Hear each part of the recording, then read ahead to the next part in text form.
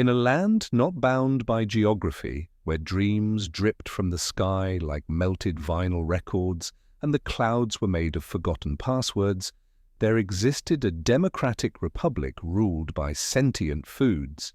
Their constitution was written in barbecue sauce, ratified in a microwave, and its amendments carved onto stale bread loaves kept in a glass vault guarded by a weeping onion. Here, in the great united fridges of Refrigerica, the people had grown weary of their leaders. The broccoli oligarchy had long grown sour, its once crisp ideas now soggy and damp. The pickle party, who promised tangy reforms, had pickled even the simplest of freedoms into jars of contradictory brine. The citizens, a medley of half-eaten sandwiches, overripe fruits, and expired yogurts, yearned for change, for hope, for something that didn't smell like it had been forgotten in a lunchbox during gym class. It was in this moment of national hunger that she emerged, Margherita Vesuvius. A pizza, not just any pizza, but a perfectly circular 12-inch Neapolitan style. Pizza with a crust infused with ancient wisdom and sun-dried sarcasm. Her toppings were arranged like constellations, basil leaves pointing north, tomatoes shaped like existential questions, and a single olive in the center, a third eye of flavor and foresight. She had no mouth, yet she spoke. She had no arms, yet she waved to the crowds. She had no soul, and yet, somehow, she was the most honest candidate anyone had ever met. "I am not like the others," she declared, in a voice that echoed inside everyone's pantry. "I do not rot, I do not spoil, I do not flip-flop, except when microwaved improperly. I am pizza, and I am enough."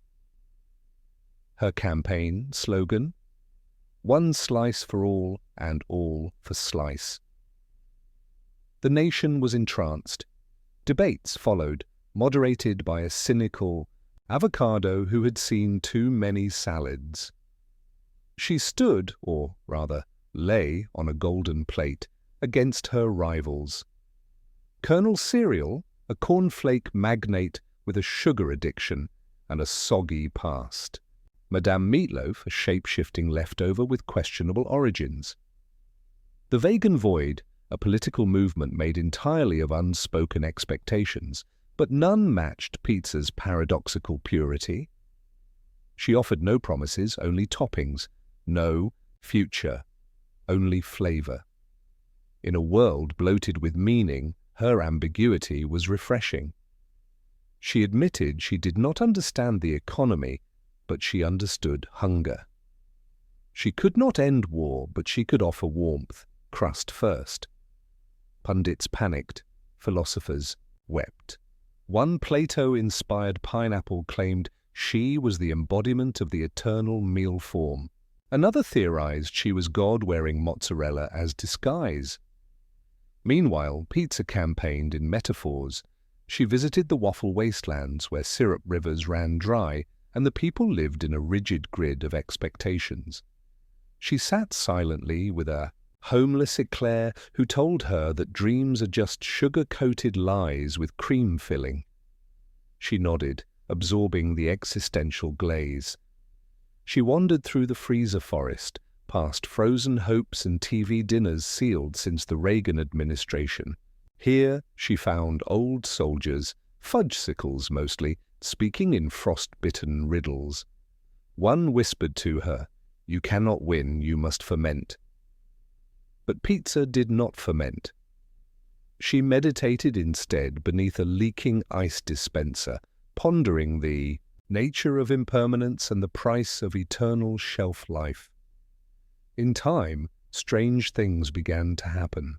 Citizens started hallucinating anchovies in places there were none. Babies were born with tiny oregano leaves behind their ears. The moon turned into a giant pizza cutter for one full night, then, quietly, apologized. The question emerged, was pizza real? A band of skeptical bagels tried to debunk her, but when they bit into her crust, they were filled with forgotten childhood memories and wept for days. She became less a candidate, more an idea, a doughy quan, a greasy revolution. The day of the election came, but instead of casting votes, people began to consume their ballots. They said, if pizza is truth and truth must be digested, then so must democracy. Polling places turned into pop-up pizzerias. The ballot boxes began to smoke. The nation devoured itself. Pizza did not win, nor did she lose. She simply was. Some say she rose to heaven in a pizza box carried by doves made of parmesan.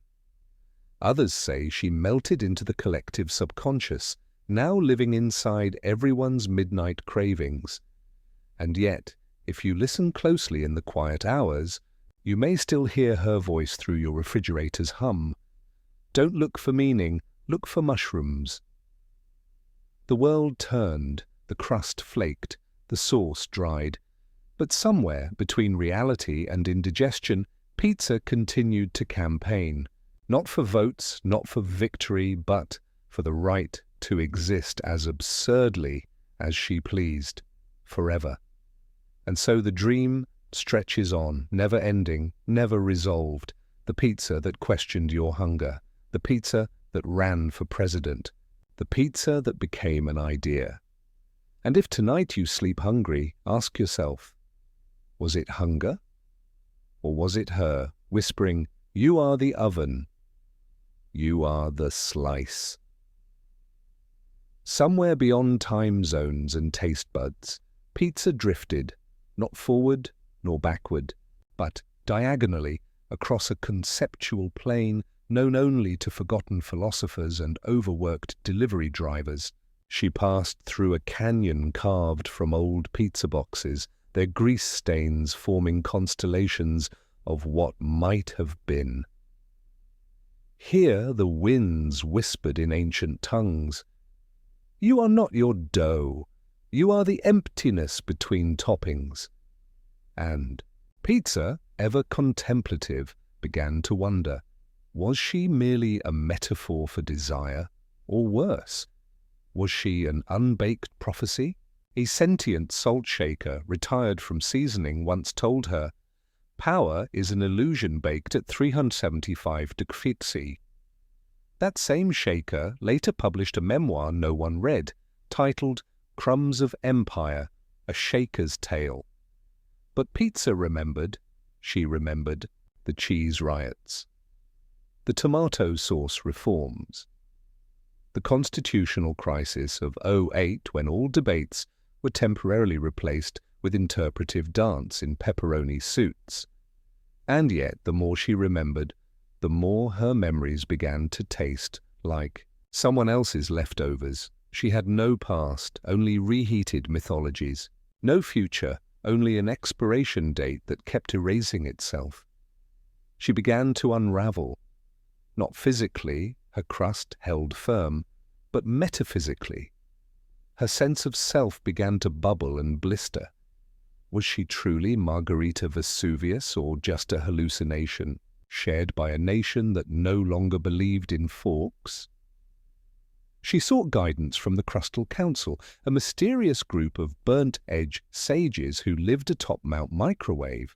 They were circular and wise, each bearing the charred wisdom of overcooked civilization. Their leader, Deep Dish the Infinite, spoke. You seek the source of all things, child, but know this. The more complete the pizza, the faster it is consumed. This haunted her. For days she wandered the symbolic supermarket, aisle after aisle of products with no barcodes, just feelings. She stared at shelves labeled loneliness, family size, hope, now with extra sodium, and purpose, buy. Won't he get crushed free? She reached for a can of existential dread, low-fat, and it exploded into a poem that she couldn't unread. You are round in a world of edges. You are warm in a cold fluorescent aisle. You are wanted, but never for long." She cried. And when pizza cries, it's not tears, it's steam, hot, invisible, and full of unsaid regrets. A wandering toaster comforted her, offering warmth, but no answers. A pack of philosopher marshmallows tried to explain her role in the cosmos, but they kept sticking to each other and dissolving into riddles. And so, she did what no pizza had done before. She entered the freezer of forgotten candidates. There, sealed in Ziploc baggies, she found the hot dog that spoke in haikus, the spaghetti who promised unity, then tangled itself, the milk carton that believed it was a boat. All of them had once campaigned. All of them had melted under. "Scrutiny, why do you remain?" she asked them. A lonely popsicle replied, "We remain because we were unfinished. We remain because someone must." Pizza knew, then, that her story had no conclusion, because the hunger that birthed her was eternal. She was not a meal. She was a mirror. People began to see themselves in her. The perfectionist saw the symmetrical basil and envied her balance. The nihilist saw the melting cheese and whispered, "Same." The artist wept at the cracks in her crust, proof that even the sacred must break. Meanwhile, the campaign still continued.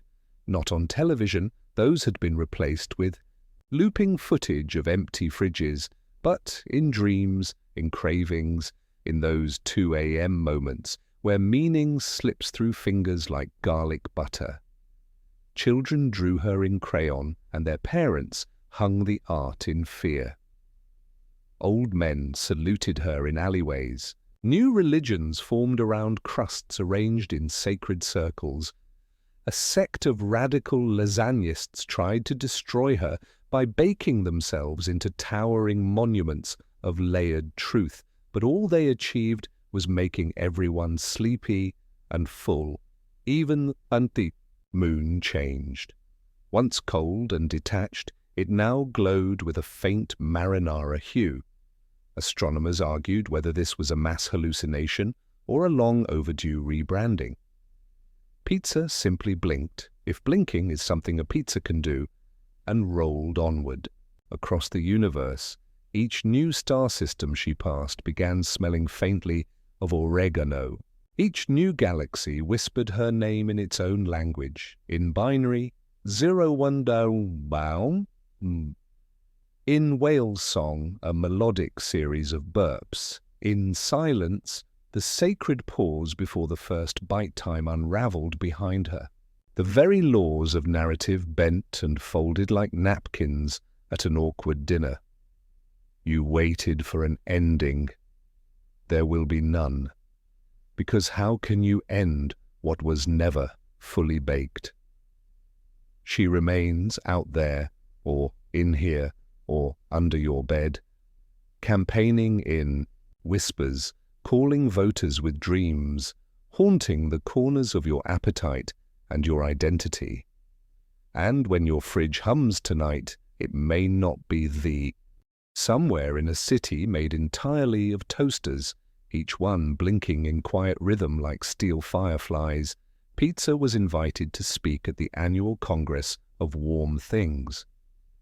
This gathering, held in the hall of slightly melted ice cream, was chaired by an old potato wrapped in a weighted blanket.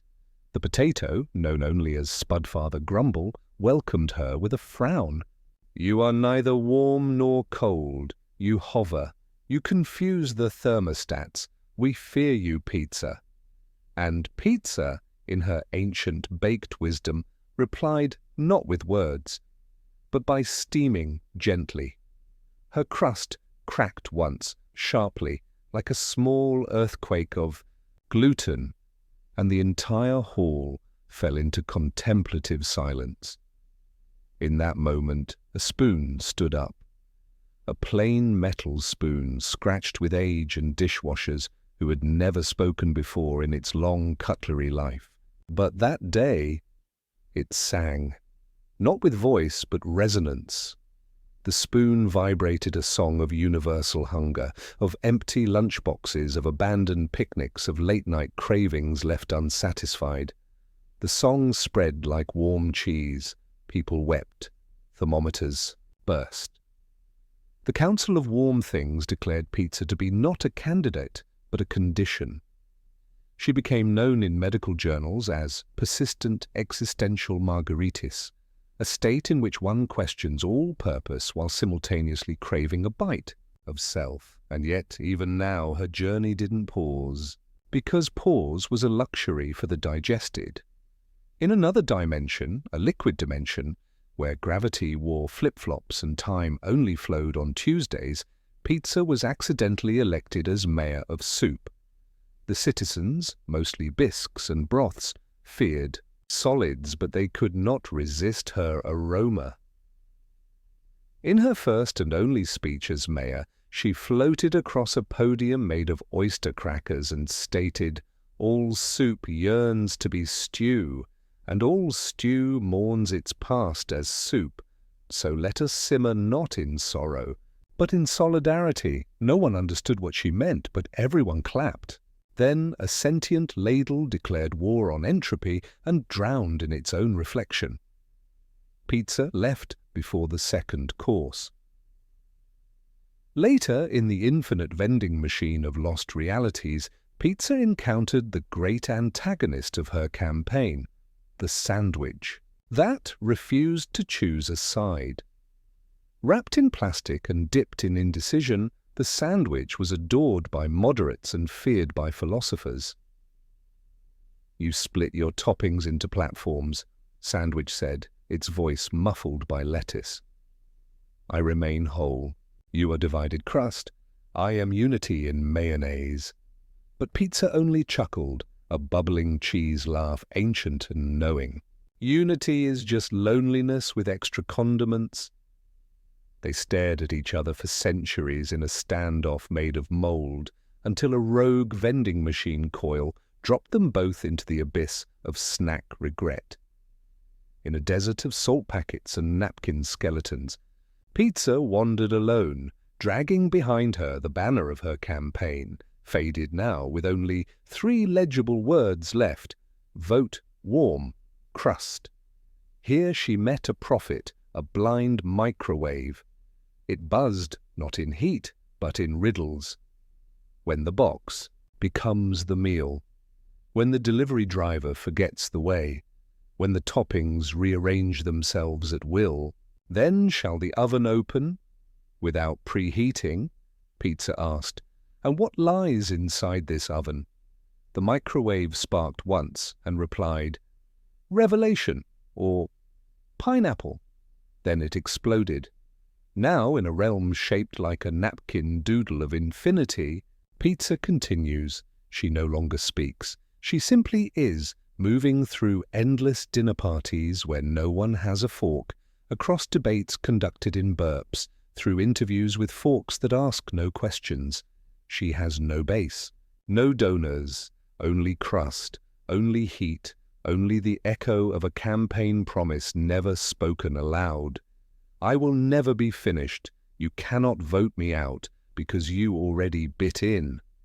And so the journey goes on into places unthinkable, a planet where every citizen is a pizza box with abandonment issues, a courtroom where cheese sues tomato for emotional manipulation, a university where every subject is advanced craving studies, a temple where monks chant extra cheese, until enlightenment drips from the ceiling. There Is no resolution, no last slice, because pizza was never food. She is the ache, the yearning. the bedtime thought that keeps you awake, and as you drift now, half asleep, half hungry, you feel it. Not the sleep coming, but the crust calling.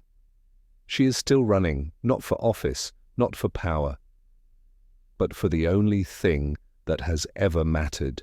2. Be wanted forever and never fully consumed. Bon appétit. Bonne nuit. And beware the next knock at your door. It may not be delivery. It may be her. She now travels by thought. Not your thoughts, but the collective mental crust of an anxious civilization. Each time someone hesitates at a menu, torn between comfort and calories, a fragment of her appears, a glint of olive in the rearview mirror, a faint oregano whisper. During a first date, a sensation of melted cheese when nothing is melting, and in these brief flickers she campaigns. No slogans, no rallies, just presence. And presence, it turns out, is more haunting than promise. One night, in a dream dreamt by a vending machine, she entered the hall of infinite toppings. There, toppings no longer obeyed physical law. Pineapple held lectures on determinism. Mushrooms grew into mirrors that showed you your pre-baked potential. Pepperoni debated ethics with anchovies, who argued only in existential screams.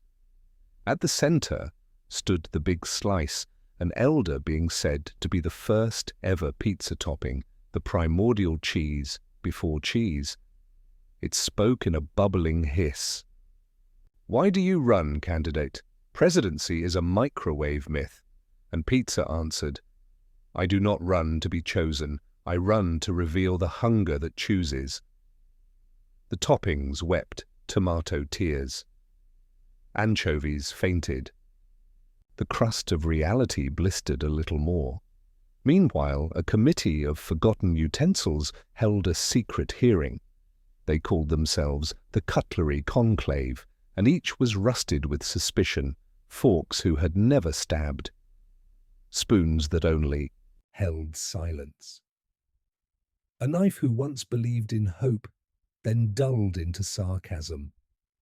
They discussed banning her, outlawing her presence, censoring the source, but one spork stood up, a hybrid rejected by both sides, and declared, "She is what remains." When the meal is over, not the food, not the plate, but the ache. And they fell silent, not from agreement, but from realization. In another eternity, she passed through the fridge of lost relationships. It was vast, cold. Each shelf held a leftover, an uneaten casserole of promises, a half-finished smoothie of dreams, a Tupperware full of what could have beens. Each item whispered, "She said she'd come back hungry." And pizza listened to every whisper. Then she reached the back of the fridge, where no light shines, where time forgets its own expiration. There she found a frozen version of herself, old campaign stickers peeling off the crust, eyes glazed with freezer burn. "Who are you?" she asked, and the frozen self replied, "I am who you were when you believed you'd win." They touched crusts. The fridge shook.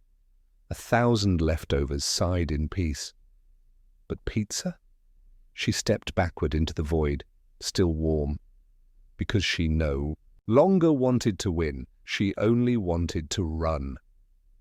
She entered the zone of eternal reheating, a place where every past decision returns but crispier.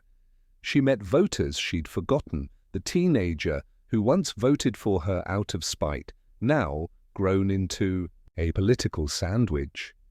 The oven who believed in her message until its pilot light went out.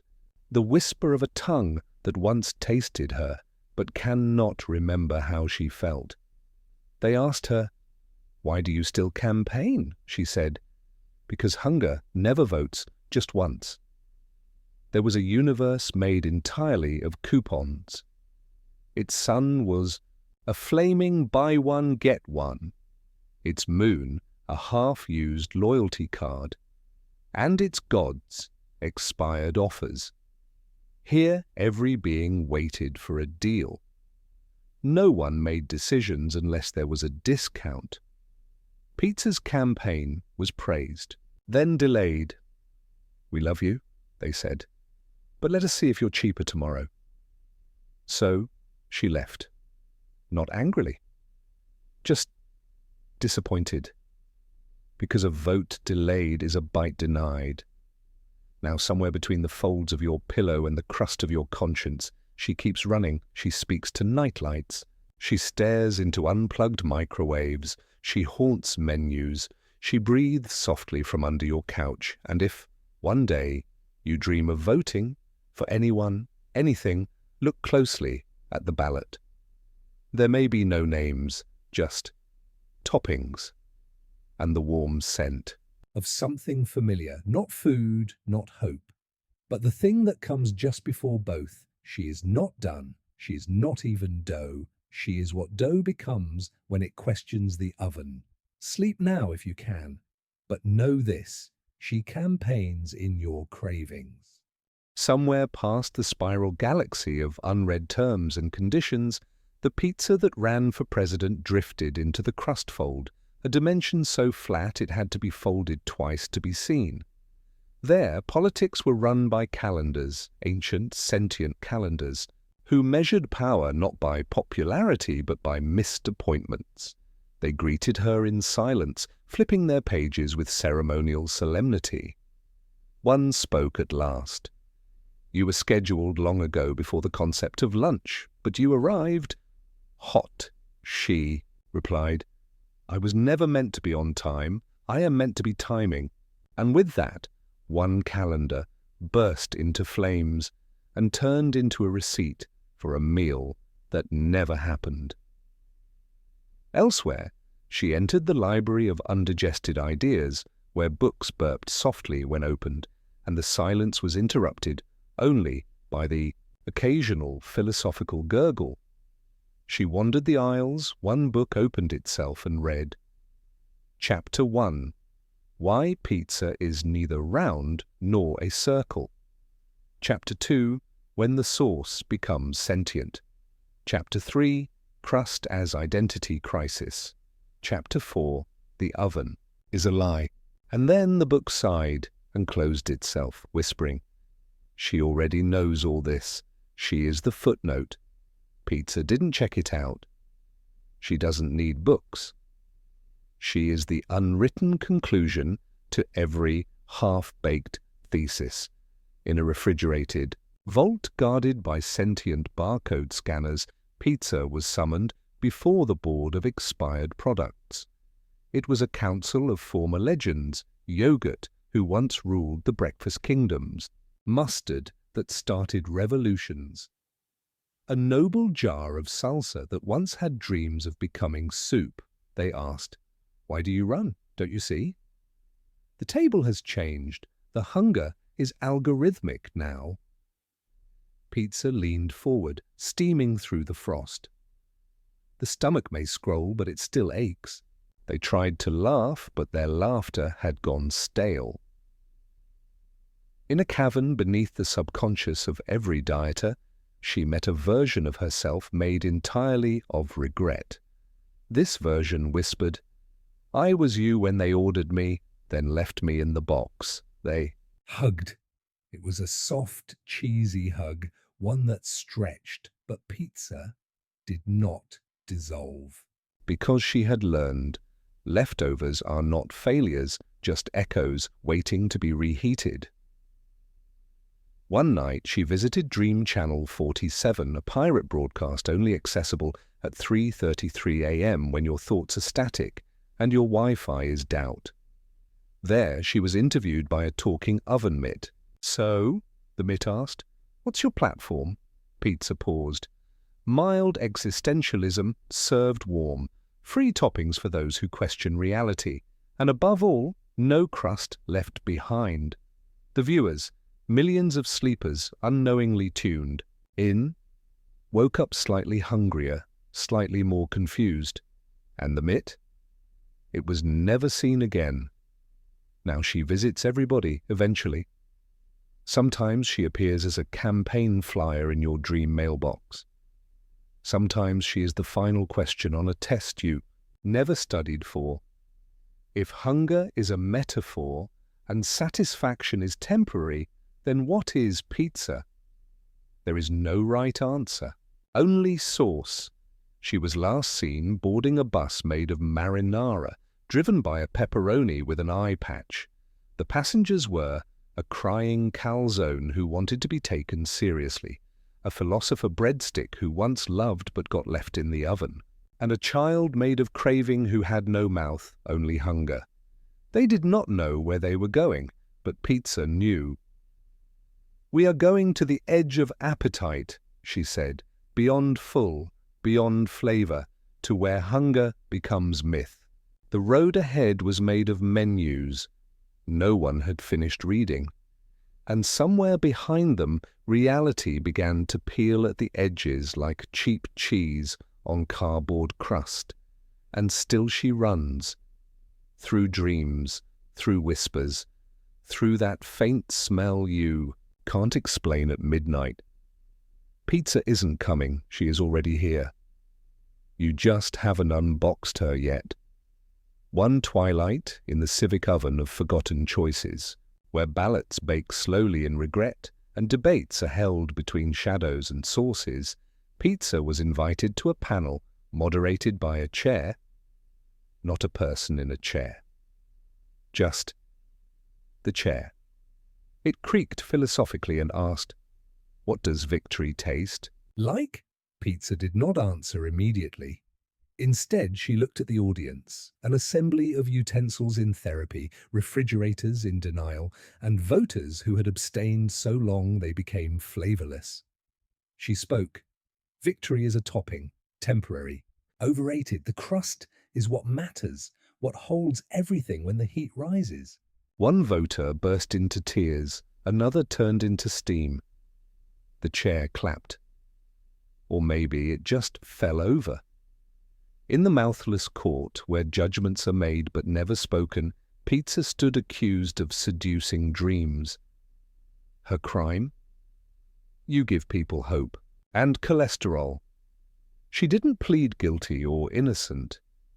She just spun slowly, her toppings aligning like cosmic bodies. The gavel melted into mozzarella. A whisper echoed through the courtroom. She doesn't break the law, she melts it. In a back alley of time, tucked between 2 seconds that never quite shook hands, she met a slice of herself from an alternate campaign. This pizza was deep dish. Dense with expectations, stuffed with compromises. It spoke with heaviness. I tried to win. I appealed to everyone. I became bland. Pizza nodded. I don't want to win. I want to be tasted fully.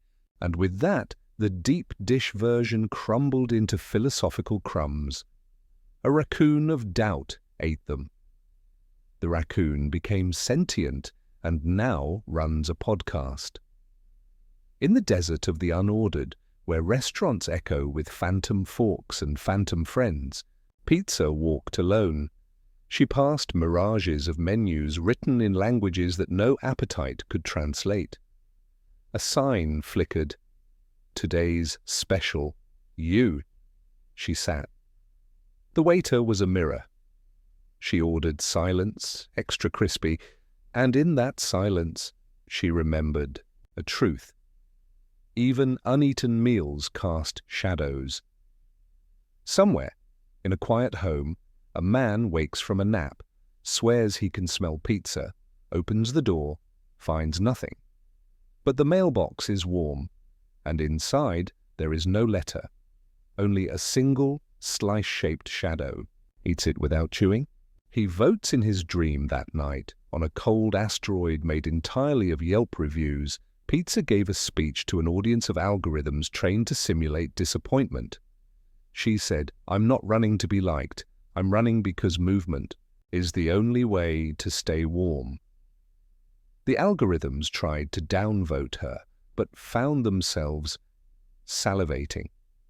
Their code collapsed in cheesy longing. A new review appeared. She changed the way I digest existence.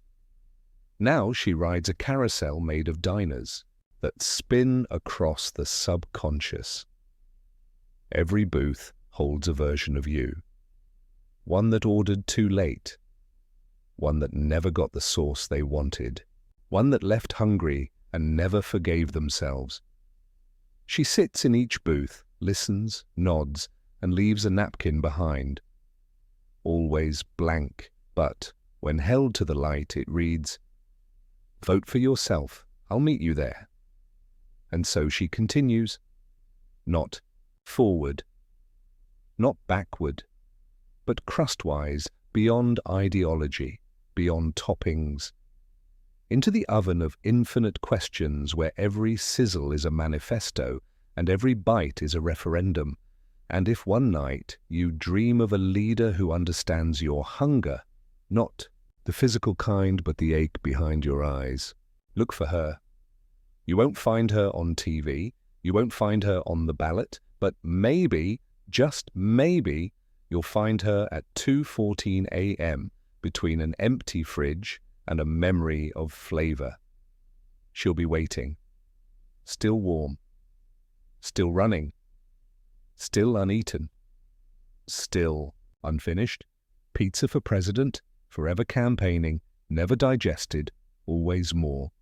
Pizza had entered the parliament of crumbs, a circular arena beneath the table of time, where the smallest remnants of history gathered to deliberate.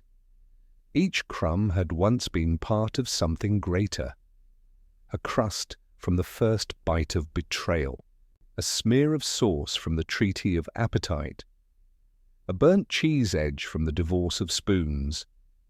They debated not policies, but possibilities. The topic of the day. Should desire be digested? Pizza stood, shimmering with fresh steam. "Desire is not meant to be satisfied," she declared. "It is meant to rise like dough forgotten in the dark." The crumbs fell silent, then began to reassemble.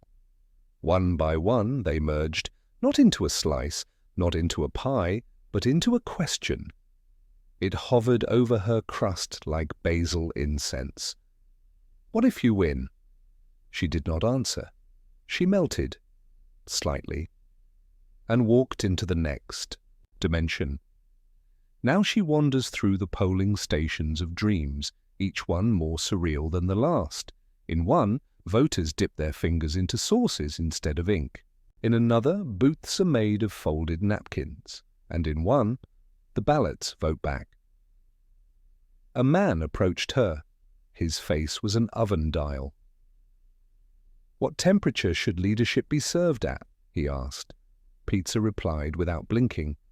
"Hot enough to comfort, cold enough to remember, raw enough to change." He nodded and turned into a receipt that fluttered into the wind. In the museum of never-ordered meals, she was both guest and exhibit. Behind glass, a sandwich of second thoughts, a lasagna of lost courage, a soup that still believed. It could be an idea. Visitors passed, stared, wept, left reviews. One child pointed at her and whispered, "Mommy, is that the flavor of democracy?" The mother stared, unsure, then said, "No, sweetie, that's the flavor of maybe." On the third night of the lunar sourcefall, Pizza held a rally inside a clock. Not a building shaped like a clock, an actual clock. Time ticked with each step she took. The audience were moments, seconds wearing tiny campaign hats, minutes holding signs, "Chew wisely." She raised a crust and said, "You think you're choosing me, but really you're choosing what time tastes like when you're hungry enough to eat the past." The hands of the clock applauded. Midnight blinked, unsure of itself. She once met a slice of herself made of memory foam. It had been shaped by every voter who ever considered her, but never ordered. It moaned, "Why do they forget me?" She placed a gentle olive on its brow. "They don't. They just confuse craving with guilt." And the foam relaxed, folded into a dream, and was never spoken of again. In a floating cafe orbiting the black hole of regret, she spoke with waiters made of sighs. She ordered the usual. They brought her a plate of what could have been, garnished with if only.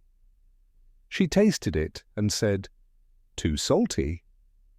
Even now she rides a delivery drone shaped like a question mark. She drops leaflets into the subconscious of every sleeping skeptic. They don't say vote for pizza. They say, "Remember that time you were full and still wanted more?" That was me. She appears now and then in mirrors when you chew with your eyes closed. She visits those who skip meals to feel in control. She comforts those who eat in the dark, and always, always, she whispers, "I'm not the answer. I'm the hunger that proves you're alive." So dream on, Muhammad. Let your mind bubble and rise like unsupervised dough. Because tonight, and every night that follows, pizza still runs. She runs on no ticket. She belongs to no party. Her campaign's slogan is etched in melted time. You do not vote with a pencil. You vote with your appetite. And somewhere out there, between reality and delivery, she is still warm. She is still possible. She is still unfinished. Somewhere in the symposium of misordered realities, pizza was invited as a keynote hallucination. The event was catered by metaphors and regret, and the attendees wore napkins folded into ancient runes.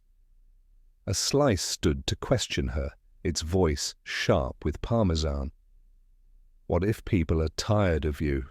She leaned forward, cheese stretching like time. "I don't need them to love me. I need them to taste what they've forgotten." The room exhaled marinara fog. A chandelier wept tomato tears. No one blinked. She moved next through the alley of perpetual decision, where every footstep split into 1,000 hypothetical orders. Each choice echoed, extra cheese or extra truth, deep dish or deep delusion, to crave or to consume. She chose neither path. She folded time like a calzone and walked straight through the dough. There, waiting, was a waiter who had never served anyone. He asked, "Is your campaign a hunger strike?" She answered, "No, it's a hunger symphony, and every stomach is an instrument." The waiter melted into applause. In the bazaar of undigested emotions, she met vendors selling things no one dared name, baggies of what If? jars of I shouldn't have, candied maybe tomorrow, on sticks. She passed them without buying, but every stall grew warmer as she neared. Some caught fire. Some turned to sauce. A small boy, entirely made of doubt, tugged her crust and asked, "Are you spicy?" She kneeled, looked into his oregano eyes. "Only if the truth burns." He nodded and disappeared into a sneeze at the train station. Between yes and no, the tracks looped in circles, and the announcements were in languages made of toppings. She boarded the train made of hesitation. The ticket was a memory. No one else was on board, only versions of herself, asleep, half-eaten, reinvented. One looked up. "Why do we keep running?" She smiled, sauce glistening like prophecy. "Because people still believe they're ordering food, when really they're Ordering meaning. The train derailed softly into a cloud of garlic breath. She found herself floating inside a political rally hosted by forgotten emojis. Signs were held high. A candidate made of spaghetti tried to debate her, trembling in the face of her structured dough. "You're circular," it shouted. "You stand for nothing," she replied without anger. "I'm round because I contain, not because I lack direction." The crowd clapped in binary. A hashtag exploded in the sky. She kept walking. in a canyon. Carved entirely from takeout receipts, pizza found her own name printed 47,000 times, each one misspelled differently. One read Pisa, another Pisa, another Pietà. She touched them all. Each misprint was a different version of herself, each one true. A philosopher made of anchovies watched from the ridge. "You are not a food," it said. "You are an unswallowed question." She said nothing, but a single olive rolled down the canyon wall, whispering her campaign promise as it fell. "I deliver." There is a language she speaks now only in dreams. It is not made of words, it is made of hunger. And everyone understands it just before waking. And in those dreams, she is never elected. She is never rejected. She is simply there, still warm, still turning, still waiting on the counter between fear and indulgence. She visits the towers of control where calories are counted like sins. She sits on forbidden menus, stares into glass fridges filled with willpower, and hums the anthem of unmet cravings. She sees your restraint. She sees your guilt. She sees the version of you that once took a bite and remembered joy. And so she continues. Through drive-through philosophies, through panicked midnight thoughts, through lonely kitchens and crowded dreams. No debates, no slogans, no closure, just motion, steam, sauce, a question without punctuation, pizza for president, forever uneaten, forever campaigning, forever becoming.